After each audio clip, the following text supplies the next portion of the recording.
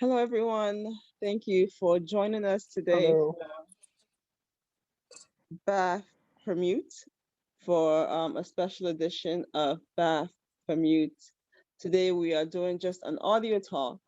Usually we are on video, but we are excited for the guest that we have today. We have the illustrious Victor Anate of Vicnate, Nigeria, who will be speaking with us today. But first, let me just introduce myself. My name is Udochi or Udo, and I am one of the co-founders of Bias in African Fashion. And my other co-founder is also here, and I'll give him a second just to say hello. Thank you. Thank you so much, guys, for joining us today. My name is Papa Oyemi. You can call me Papa, co-founder of Bias in African Fashion, alongside Udochi. Awesome, awesome.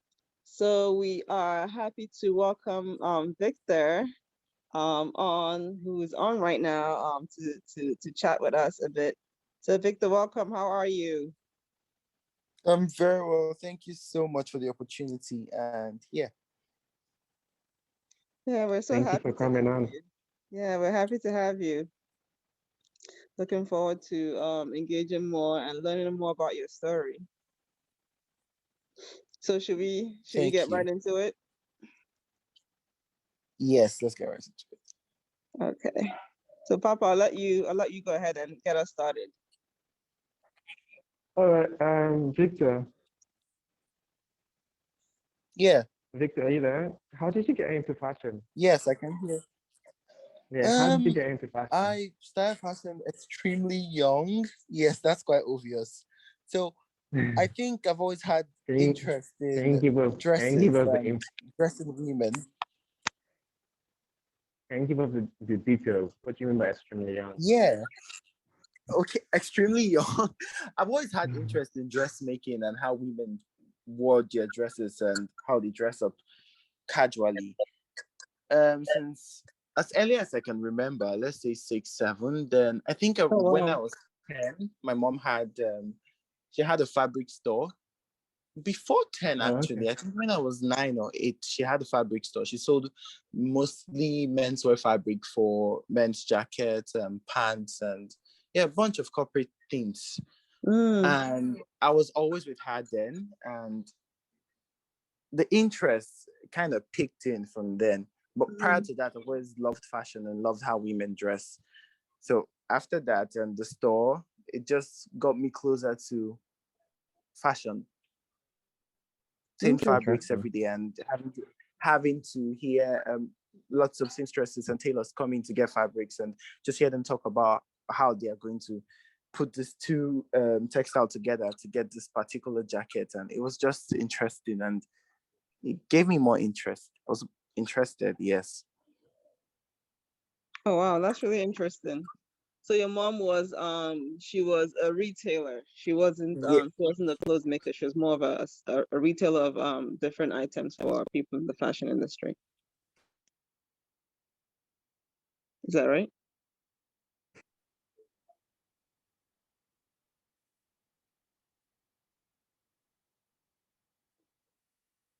Are you there, Did Victor? you get that? No, I didn't hear No, you. we didn't get. Oh yes. Yeah, I said just textiles. Oh, just textiles. It was basically fabric. Okay. Yeah. Okay, very nice. And one thing that you said that kind of stood out to me was that there was as young as like 8, 9, maybe even before. Looking back at my own childhood, I think I really started becoming aware of who I was as well around like that 8, 9 age. So I think it's interesting that at that age you kind of had that, and you were maybe your parents were insightful enough to allow you to follow through and to push on that. Yeah, so I think you were very fortunate. Yes, exactly.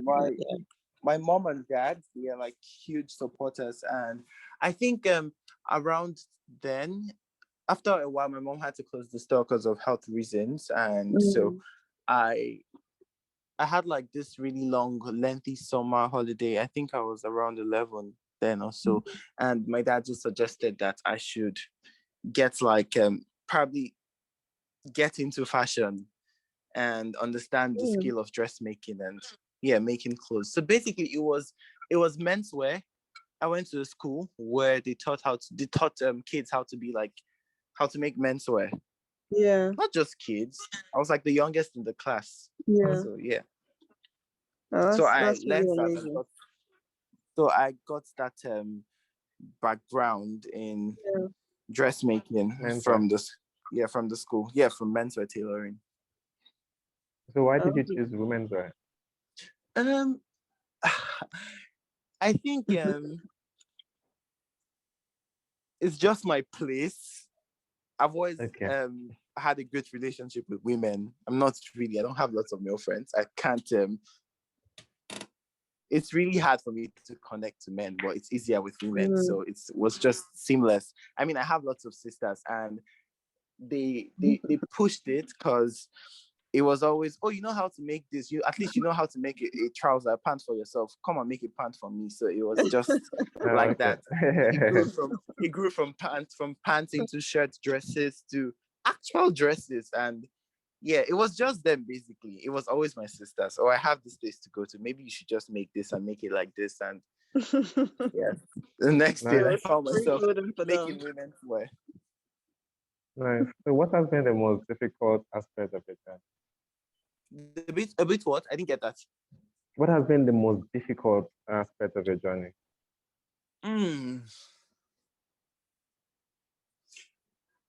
I would say it's making sure that the dresses, the samples, they look as perfect as they looked on the model on the clients when they get it. That's, I think designers do not they do not speak so much about this. It's always, oh, we need finances to grow the brand. But yes, we need finances, but that's really important because for most of us, fashion is a business, and if it's a business, the end goal is supposed to be making your customers and your clients, the women or the men that wear your stuff, happy. And so it was really hard getting hold of that because you need some really you need to be really experienced to be able to translate these dresses, these samples into other sizes and make them look as good as they looked on the size 2 model or the size 4 model. So that's been like one of the trickiest parts for me. And of course, it's not easy with society. I mean, with the fashion sector, I don't think they get as much support as they should get from the government. We kind of gave up on the government though. But yes. So finances, that's the part of it also. But the most important for me is, yes, it was really hard for me to get hold of the whole situation of making them in larger sizes and for real life people, not just models. That's a very good point. Yeah. Do you ever feel like, I know you mentioned that you started young in your career, do you ever feel like people treated you differently in any way, if it's either positively or negatively, because of your age? That's a really interesting question. I think I still feel this way, that I feel I want people to respect the work and look at the dresses like they are good enough, because they are actually good enough, not because he's a young boy definitely, doing fashion. So that's really important to me. And most times when people compliment my stuff, I go further to ask questions like, "Oh, what do you like about this? I want to I want to get the detail. I don't want you to give me the, oh, he's such a young designer and that's cute, we should support him." No, I want you to get the dresses because they are good enough. Yeah, I like that. Yeah, thank you.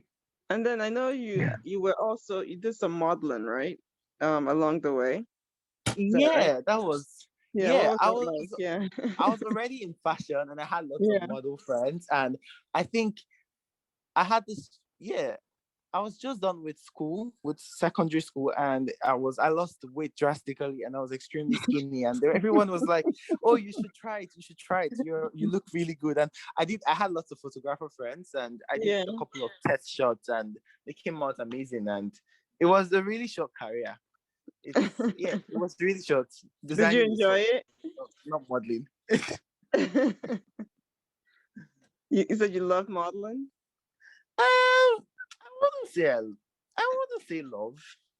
it was just a good way to enter the fashion industry and kind of like Okay. know people and Yeah. experience fashion week. I think my first In the, fashion week ever was as a model. And I mm. did Papa's show. Yeah, it was that. Oh, And wow, that look was at that. like it was the introduction, and I just got to understand a bit Yeah, of how the shows worked and yes, the general system. yeah. So I wouldn't say I loved modeling. I like that, being able to see fashion from different perspectives. So you have a fuller understanding of how Yes. everything comes together. That's an Yes. invaluable experience, I think. Papa, how was he as a model? I mean, after I think after I started this brand, I still reached out to him. They wanted to do a couple of things for my brand, right? I think so. Like, so it was. Yeah, I mean, yeah, Yes, you did. it was good. Yeah, exactly. So for me to have reached out to him again, I saw something in the images I saw. Maybe I was looking through some albums or something like that, or the show video or something, and I was trying to figure out something for the next for what I was working on at that particular time. And I reached out to a bunch of people, which he was part of them. And I realized that, oh yeah, he's no longer a model, like a designer. I was like, okay, that's good. Yeah. I mean, I was a model as well at some point in my life. I didn't know that, Papa. Yeah. Okay. Yeah. It was a field career for me. You Yeah, transitioned but onto I had better already, things. yeah, no, no, I actually I had my brand already, Hmm. but yeah, so while I was trying to break into the industry as well, then I decided to start going for castings and things like that, since I'll be able to get, I mean, in my time there was no social media, so it was a little bit difficult to get things done. Yeah. Mm. So I needed to go to places that will see people who are actually working in the industry, because I tried a few options back then. So modeling was part of them. So I did like test shoots. It was even not easy to get test shoots done back then, because you have to know a photographer that has a studio and all those kind of stuff. Right now, in the Mhm. social media, you can reach out to people. This one, Mhm. you have to know someone that knows someone that knows someone that knows someone. Mm. So finally, I got a test shoot done, and yeah, I think I was almost signed to an agency then, which like, yeah, it was just a means to an end. It wasn't anything that serious. So I think I had a failed career as a model because I didn't really pursue that. Well, that's still So amazing. Victor, what has been some of your Yeah. favorite memories so far? My favorite memory.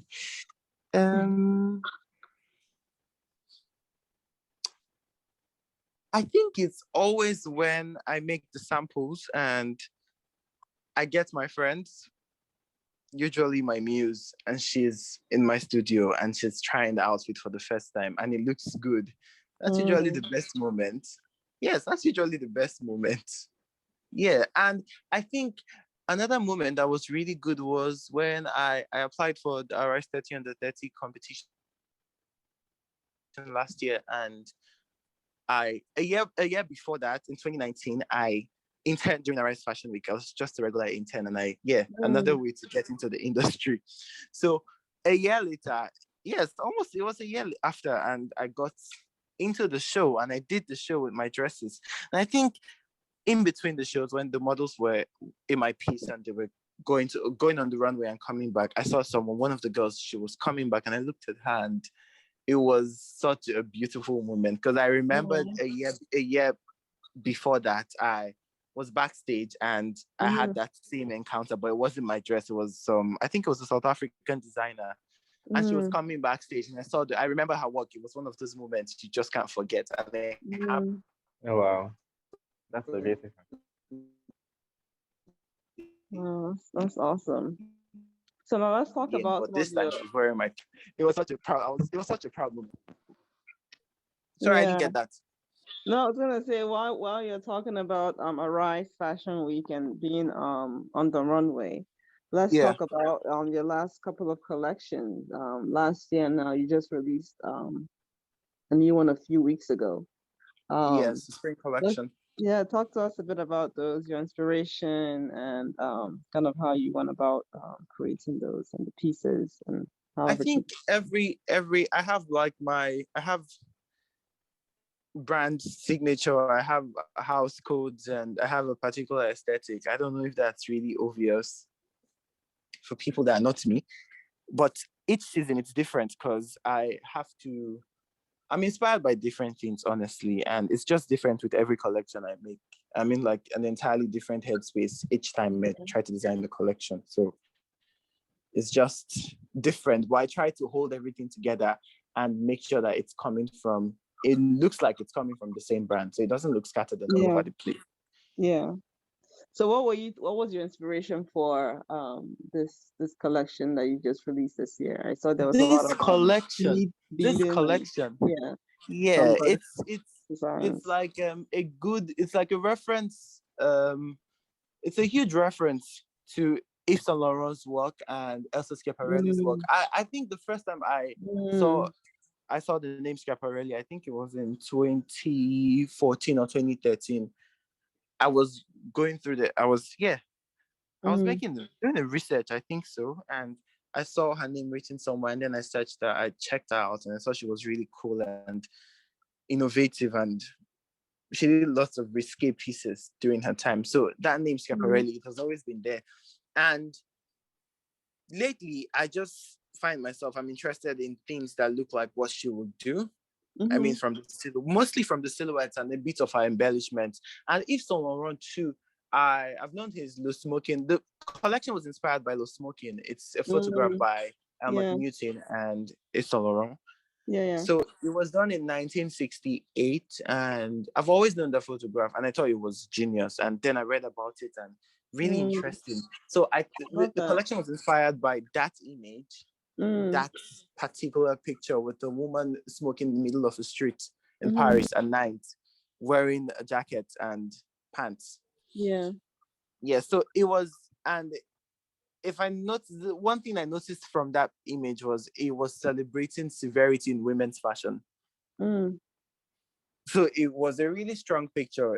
yeah, Yes, a woman in a yeah, jacket and pants. Then yeah, it yeah, was, yeah. I It's mean, different. it wasn't unheard of, but not women that would wear pants and jackets. Then it was basically macho women. Yeah, women that Yeah, had like jobs that demand them to wear pants. They wouldn't wear it as evening looks. So yeah. that was like a whole change. It was bringing like this really masculine look on a woman as a Feminine. formal Yeah, evening wear. yeah. So it's really severe and strong. And also Schiaparelli, I think her work in the 20s, it was quite problematic. And yes, it was really severe. It was Yeah, severe. I would call it wicked fashion because it was wicked. It was extreme to an extent. yeah, So I just took inspiration from the both of them. I took lots of inspiration when it came to the embellishment and everything Schiaparelli did. I referenced a bit of it in my work. I mean, I don't have a large studio like Elsa did in the 20s in Paris. So I just did the little I interpreted it the little way I could. And yes, so it was basically inspired by this really structured and severe looks for women. I yeah. don't know if you could see that through the collection. And I had to photograph I can all the see it now. dresses Yeah. at night. Yeah, just to Mm, make reference to Elmot Newton's Le Smoking look. mm. I love Yeah, that. so that I was the love how reason you we shot at follow night. through. Yeah, that's And amazing. you could see the use of pink and pink and black. Those were one of also Schiaparelli's favorite colors. So Yeah, yeah, yeah, I infused that, and they're also my favorite colors. And embellishment. She was heavy on that. And when people think of Elsa Schiaparelli, they always think, oh, she was the surrealist, the woman who put a shoe on her head as a hat. People forget that she was such a great designer. She made such beautiful dresses. She understood the cut on the bias. She understood dressmaking. She was a genius, and she had the best embellishments, the hand beadings, and her work was really exciting. I feel like they could stand and still be relevant today. So yeah, that's actually genius. That's after how many years? It's almost 100 years. yeah. Yes, Definitely and seen yeah. some of So that work. I thought to make reference to all those things and yes, put them in my own way. Yeah, I love that. I hope I Yeah. did a great job with that. You did, definitely, you did. I was gonna say, I love how you're calling her Elsa. It's like your your friends with her, even though she's no longer around. It's like you connected so much that she's like your personal friend. I can see how Yes. you're really drawing inspiration. So yeah, it's amazing. Yeah, I loved it. Thank you. I had a really good feeling about the collection, and for me, it was the beginning. Everything in that collection is basically mostly the things I want to follow through my entire career as a designer. Yes. So Mm, the colors, they were really bright. The length of the dresses, the use of black. I had up to like 5 black dresses, or 6 black mm. dresses in that collection. So it's my obsession for black. So I thought to bring all these ideas and everything I love and everything I think fashion should be, I brought them together Yeah, in like the best way I could then and put it yeah, out that's in a a great collection. collection. Yeah, that was a great collection. Yeah. Yeah, and the second one was inspired by 50s fashion, Christian Dior, and yes, the other designers that were around then, and the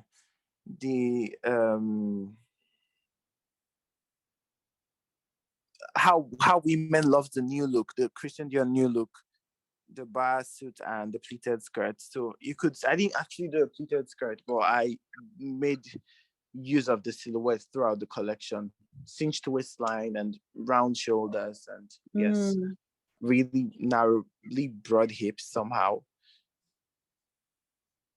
very nice. Yeah. Love it. So let's talk a bit broader now. Beyond your work, beyond your own kind of collections. Let's talk generally kind of about the industry in Nigeria and Africa. What do you think what do you think what are some of the things do you think we need to grow it and to make it a bit more I guess make it more fertile ground for young designers and the generation, your generation that's coming up. I think firstly we need lots of investors. Mm.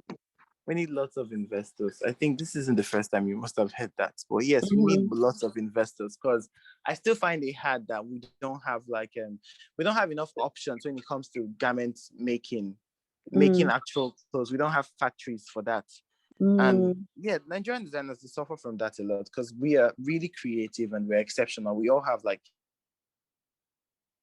different aesthetic and different Mm. style of making stuff, making clothes. So I think a factory where people can produce their samples and with Mm. experienced seamstresses and head Yeah. of um, head of seamstresses that could bring your garments to life in different Like, sizes. yeah. It's just easier for designers because it's not easy to run a in-house Yeah, your own production. production. Yeah. It's Yeah. actually a lot of work and a lot of money. So I think a Mm-hmm. factory, if we could get someone to invest and start up a factory, a well-structured factory, I think they've tried that a couple of times, but the structure wasn't good enough. So I think it failed after a while.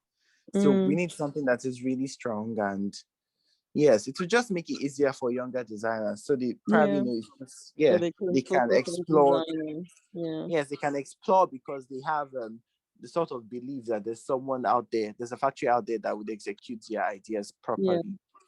And also there is there are lots of young designers right now coming from Africa and in Nigeria and super talented, lots of great and unique points of views, and they are not looked at enough Mm. We need to because get that right list now from you. Yeah. I think yes, I think basically it's we are trying to, or the industry is trying to shove this new idea of sustainability down everyone's throat. While Mm. sustainability is I think it's a great topic. I think it's something we should talk about more often. But I think we're taking it the wrong way. We're taking it from the wrong direction in Africa, in Mm. Nigeria. When we talk about sustainable fashion, we barely have brands in Africa. Let me speak about Nigeria. We barely have brands in Nigeria that are structured enough to produce so much garments that they would even have waste. So why are we talking about sustainability? Sustainability is already part of our culture, and it's something that every brand, we do it without even talking about it. So I think it's weird that we're trying to make sustainability a point of view. I think garment making is way beyond that. You think Sustainability is what's beyond that? Garment making and fashion is beyond that. Okay. It's way past that. And I get that we're trying to control waste and all of that. But in Nigeria, when we talk about sustainability, I have first-hand clients, Nigerian women who buy my stuff, and I've realized I just buy clothes to be a little bit catchy. Nigerian women, Nigerians generally, I'll speak for myself, we buy clothes and we buy stuff only when we need them. Or when we see ourselves wearing them to somewhere. We don't just buy things because, oh, it's new season Vicnate. He just did this collection. I think I should buy it all. We don't do that over here. We buy things we need. We are really picky about what we buy. We go back and forth with the seller. We go back and forth. We ask a bunch of questions about it. We want to be sure that, it will actually work for whatever we have in mind. Exactly. So talking about sustainability to people that we buy only when we need things. And even the people that wear their garments only once, a couple of our celebrities and influencers, when they do that, they don't bury their clothes or burn them. It's not part of our culture as Nigerians to bury your clothes or burn them when you're not dead. We pass them on to people. That alone is like sustainability. It's a whole chain. It's a whole we pass it to people and they wear it, and when they get tired of it usually the worst place it could end up is as a kitchen rag, and that's actually very sustainable too. They use them as rags in our homes, as dust rags to clean our shelves, and to hold hot pots and hot pans in the kitchen. So I think it's funny how we are trying to buy into the westernized idea of sustainability. We can't practice that over here. We are sustainable. And I love that. Yeah. I, for one, I buy thrifted clothes. I thrift. And a couple of, I believe up to 85% of Nigerians, that's what we can afford. We cannot afford to buy new season Balenciaga or new season Christian Dior. So we always thrift in Nigeria, and that's really sustainable. That's us literally taking all their waste and making something beautiful out of it. There are designers that deconstruct thrifted denims and make new stuff out of that. That's really fresh. So the idea of us trying to base our fashion and sell this idea that, if it's not sustainable, it's not African enough. Or once you're an African designer, you need to have this story about saving the planet. And to be fair, we have done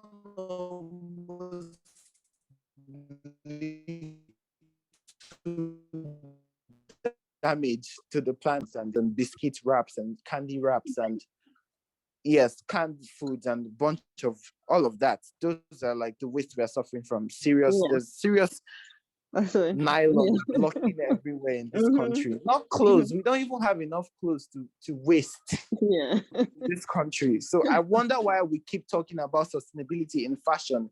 Meanwhile, we should be talking about sustainability in the food industry. People that manufacture food and lots of things we consume. Not fashion. Fashion designers in Nigeria, they are really particular. They don't even make so much clothes every season, and you're not even sure you sell everything. You sell probably like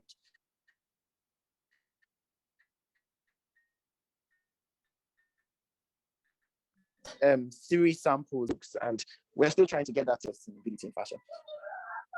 It's not. I don't think it's the right topic. And if we even want to talk about sustainability in fashion, maybe we should talk about how artisans that work with us, how profitable the system is for them, not just us.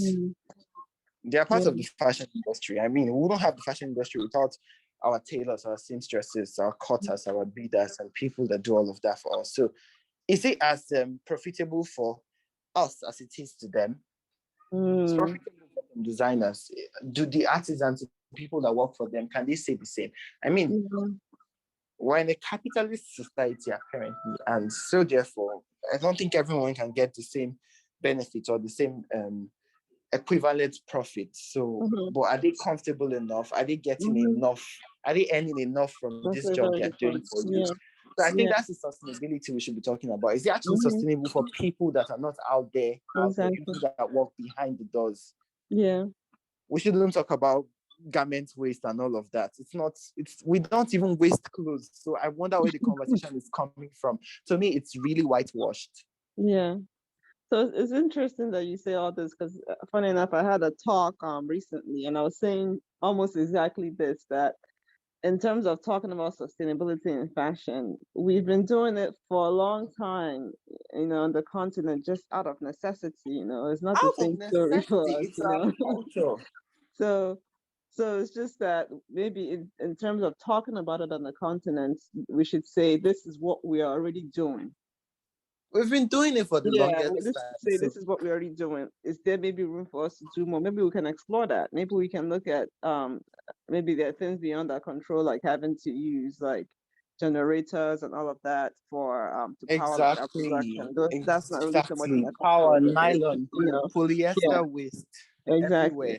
But in terms of like generating waste from clothes, from like mass production, no, we're not there, or we're not making that impact other parts of the world are making. We don't And even have an actual functioning garment factory in this country. So where's the waste coming from? yeah. So I definitely agree with you. That's something that we need to push a bit more on the narrative that sustainability in fashion, Africa has been doing this for a long time. Maybe it's there room Yes, for us to do more, but it shouldn't be that we're trying to do push it in the same way that other parts of the world that are doing mass manufacturing exactly. are pushing it.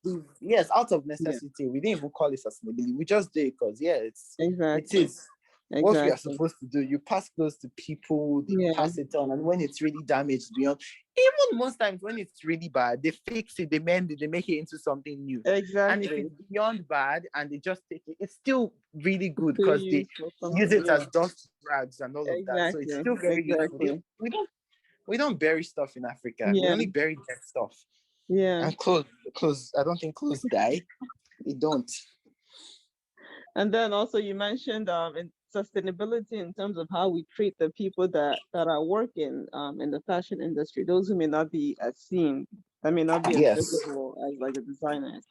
That's an Yes. excellent point as well. That's a point that we need to really talk about and dig into as an industry and make sure that we're doing right by the people who are working with us, because sustainability is not just about the products and the things that we're dealing with. It's also about people, how we engage with people, and how we make Yes. sure everybody is being taken care of in this system, in the ecosystem Yes. that we're building. So I think those are excellent fresh Yes. points that we need to Yes. And really delve it's very more important. into. I think that's actually sustainable. How can people actually fit from this job? Yeah, yeah, Important.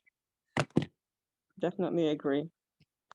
And I would appreciate if we talk about that more often in Yeah, Nigeria and in Africa. The fashion, yeah. if we talk about artisans and people Mm-hmm.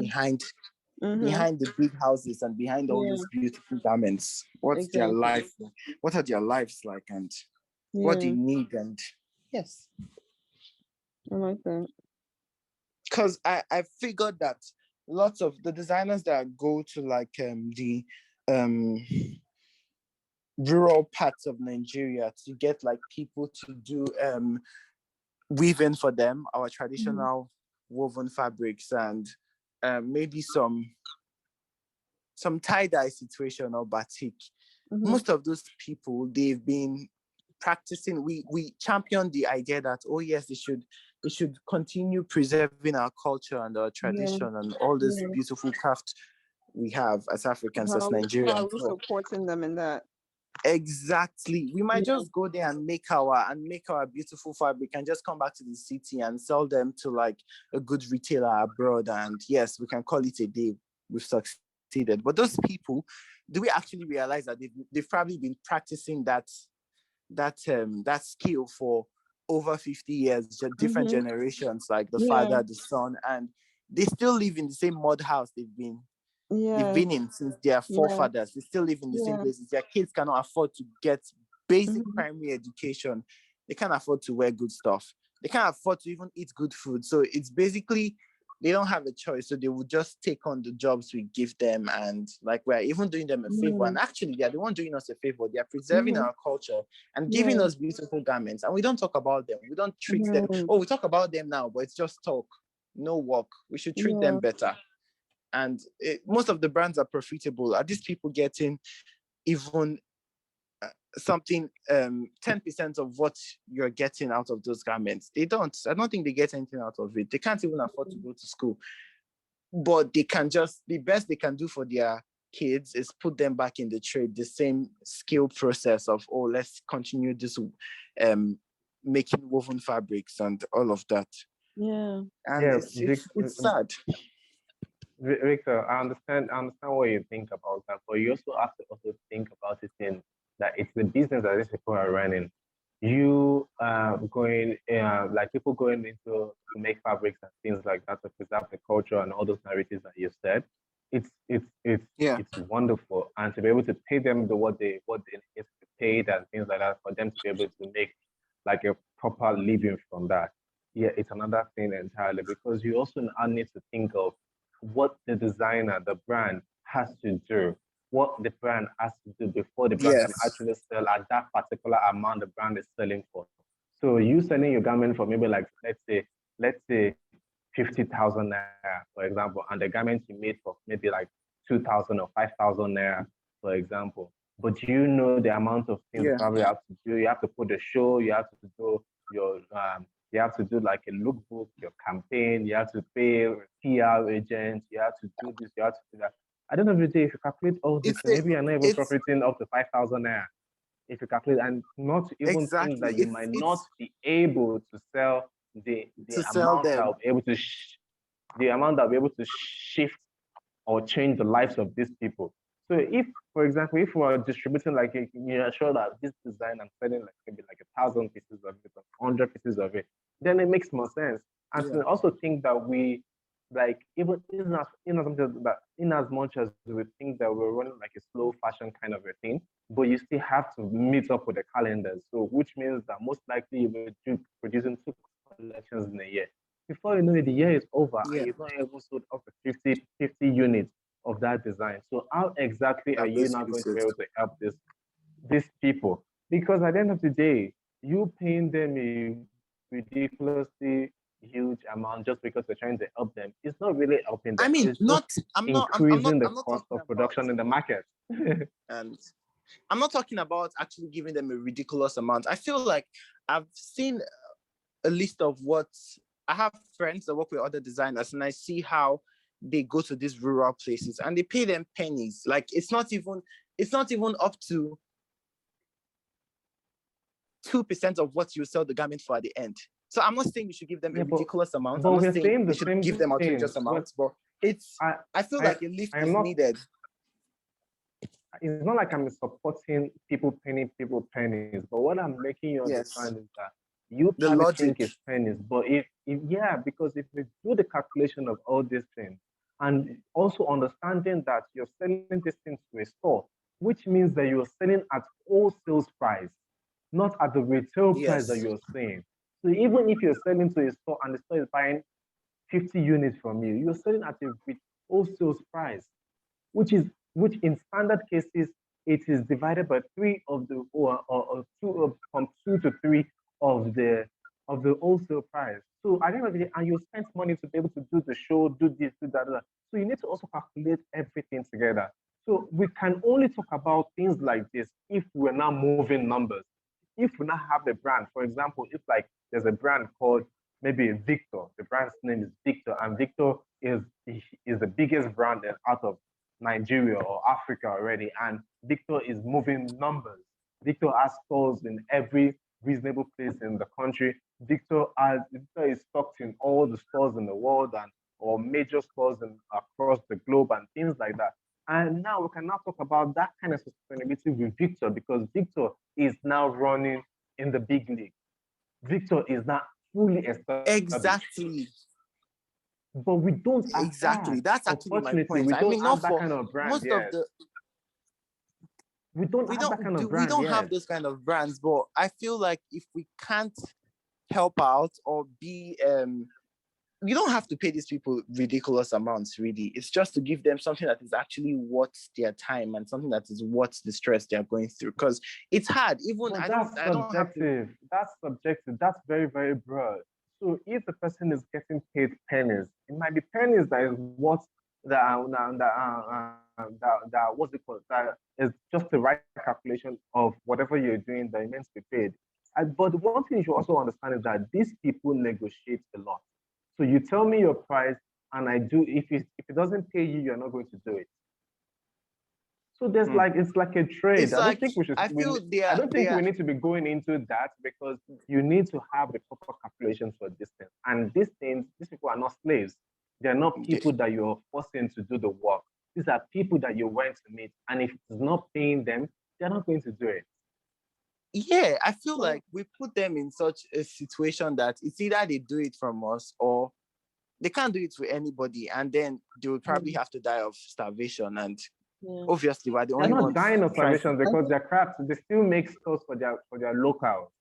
exactly, Just but that doing is wouldn't just to it make wouldn't them make. sustain them enough. Yeah, maybe They need yeah. us. They need that. They need those people like us, designers that are out in the big city, to come in and say, okay, we want to make this, and commission them to do all of that. They need it. And Yes, when we come in I like that, understand it's you. either so when we come in like that, it's either oh, okay, it's either we take it or we take it. Because if we leave it, it's obviously better than what the locals are giving us for this same thing. Because the locals are like us, they're probably into another sector of yes, they're probably into another sector, probably they're farmers, and they can't actually afford to give them good enough money for their services. So they just have to take it from us because they don't have another option. But I'm saying that it's really hard. I know I don't have to dye my clothes or do all of long process. And I know how hectic it can be to just produce a simple dress, a very basic sample. I know how hard that can be, and pushing it over to putting them on a model, holding a show, and it's a really lengthy process. And yes, it's a lot of work. And I would give kudos to anyone, any designer in this country that is making it happen. It's a lot of work. We don't even talk about the stress enough. It's a lot of work, but I would really, those people would actually appreciate if they got some sort of, they don't pay them well at all, Papa. They don't get anything out of it. I understand. So maybe your just a anger. little I understand. push. I'm not like, understand your point.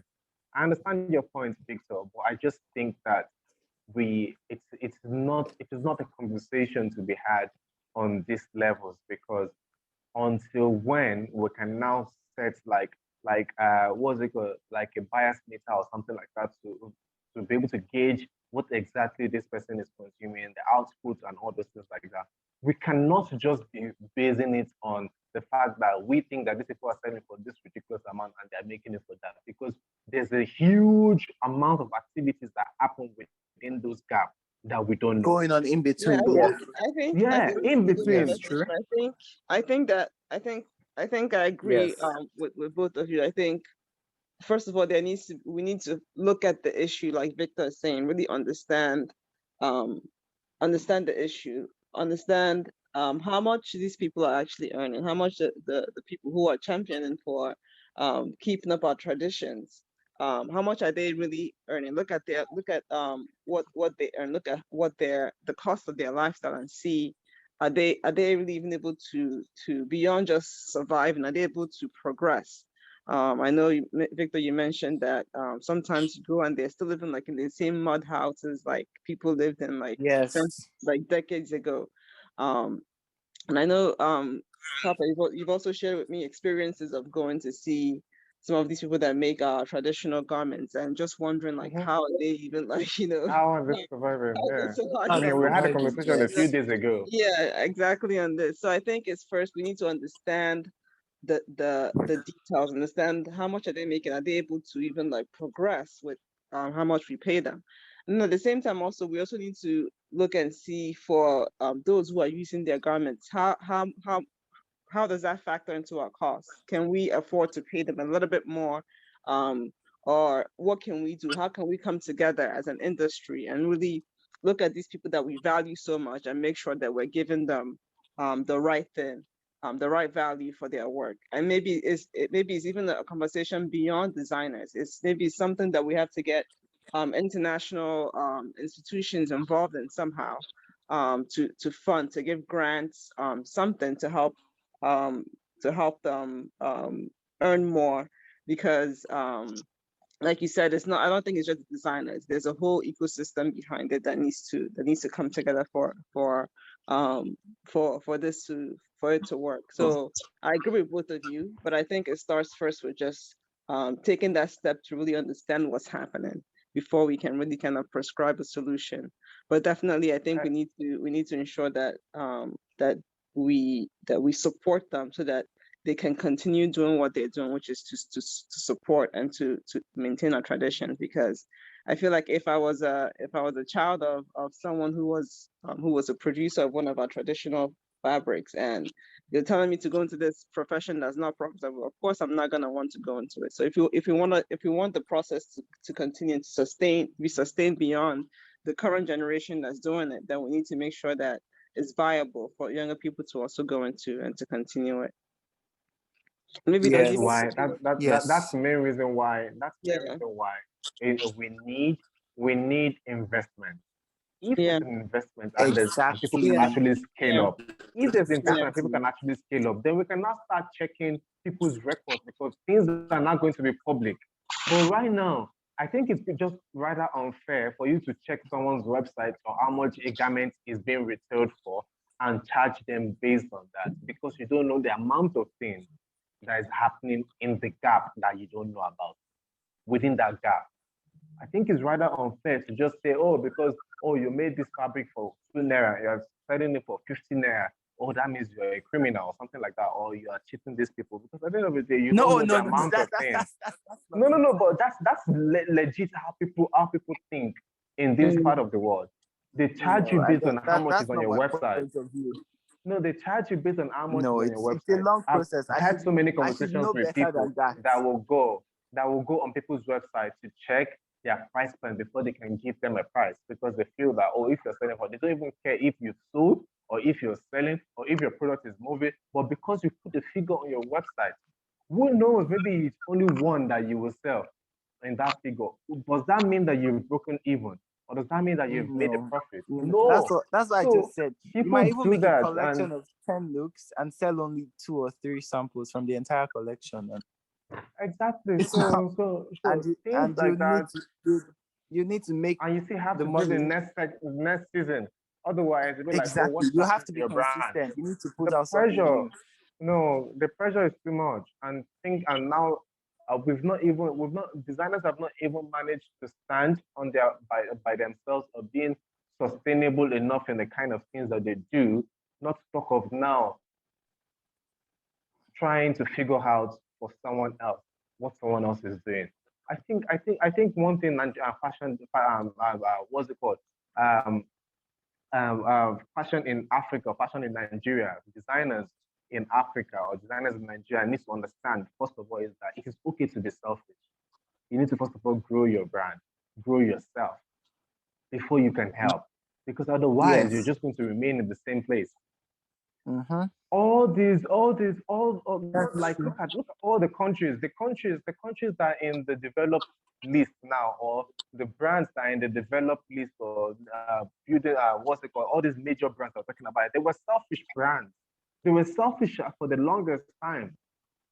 That's how they were able to get all the things that they can get now, and they're now trying to do the white savior thing mentality that they're running on us right now.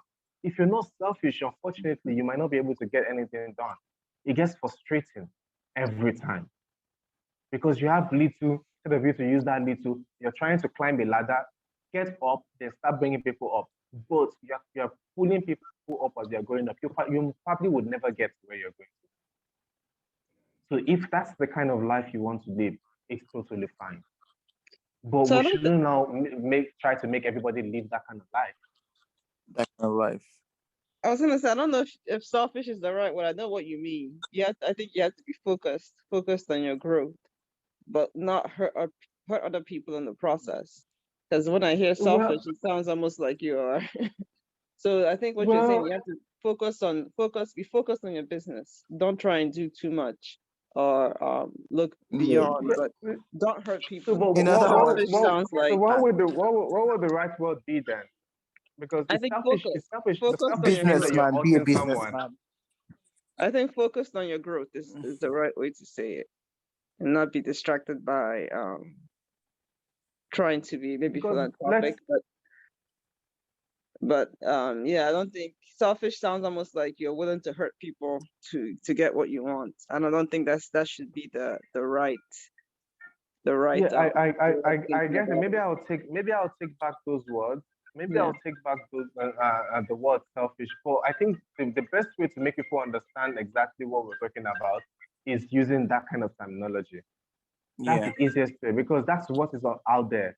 The easiest way for people to actually understand what you're talking about is using this kind of terminology that that will stick. Because at the end of the day, you just realize that it gets frustrating. Actually, it gets really frustrating. So yeah, I take back the word selfish, maybe to replace it with something that is not as harsh as that. But you get the point. yeah. Yes. So let's wrap. This has been a great conversation. I think it's given us a lot to come back to talk about more in future. So thank you, Victor, for that. For bringing up those fresh and interesting points. Um, so I think maybe just one last question before we wrap. Papa, do you have a question or anything you wanna Yeah, ask? like what are your aspirations for the future for yourself and your brand? Do you want to share with us your aspirations for the future? For yourself and your brand, that is. I think I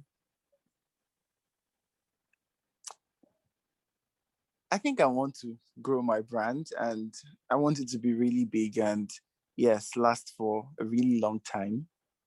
I want it to be something that, I mean, after a while, we're all going to die. And even after this generation, we still have young designers and young people aspiring to do something like what I've done or what I Mm-hmm. would do.